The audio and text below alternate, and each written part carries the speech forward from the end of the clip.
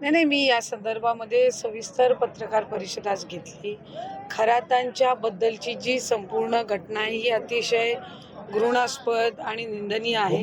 राज्याचे मुख्यमंत्री देवेंद्र फडणवीस साहेबांनी या संदर्भामध्ये SIT स्थापित करून एक सीनियर महिला अधिकारी, पोलीस अधिकारी या संदर्भामध्ये त्याच्यामध्ये नेमण्यात आलेले आहेत आणि राज्याचे मुख्यमंत्री म्हणून जी आदरणीय देवेंद्र फडणवीस साहेबांची भूमिका आहे तीच मंत्रिमंडळ म्हणून आमच्या सगळ्यांची भूमिका आहे की या संबंध प्रकरणामध्ये ज्या महिला आहेत, ज्या पीडित महिला आहेत त्यांना न्याय मिळाला पाहिजे आणि या संदर्भातली सखोल चौकशी होऊन जी काही कडक कारवाई आहे किंवा शिक्षा आहे ती झाली पाहिजे.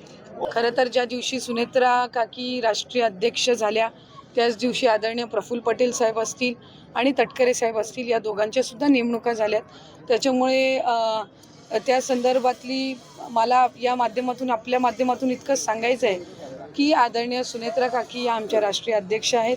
त्यांच्या मार्गदर्शनाखाली राष्ट्रवादी काँग्रेस पक्ष जे आदरणीय अजितदादांच्या नेतृत्वाखाली त्या ठिकाणी कार्यरत होतं ते आता सुनेत्रा काकींच्या नेतृत्वाखाली कार्यरत आहे आणि आम्ही सगळीच मंडळी कार्यकर्ते म्हणून त्यांच्या पाठीशी या पक्षाचा आमच्या पक्षाचा विस्तार हा करण्यासाठी मजबूतीने उभे आहोत.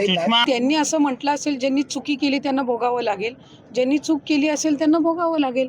SIT स्थापन झालेली आहे. या संदर्भामध्ये राज्याच्या मुख्यमंत्री महोदयांनी पहिलीच ही स्पष्टता दिलेली आहे की वेगवेगळ्या पक्षाचे, मग ते शिवसेना उद्धव बाळासाहेब ठाकरे गट असो, शिवसेना शिंदे साहेबांची असो, राष्ट्रवादी काँग्रेस पक्ष अजितदादा असो, राष्ट्रवादी काँग्रेस पक्ष पवार साहेब असो, भारतीय जनता पक्ष असो, आणखीन काही असो, वेगवेगळ्या पक्षांच्या नेते मंडळींचे त्या ठिकाणी फोटो आलेले आहेत. ते सार्वजनिक कार्यक्रमातले आहेत.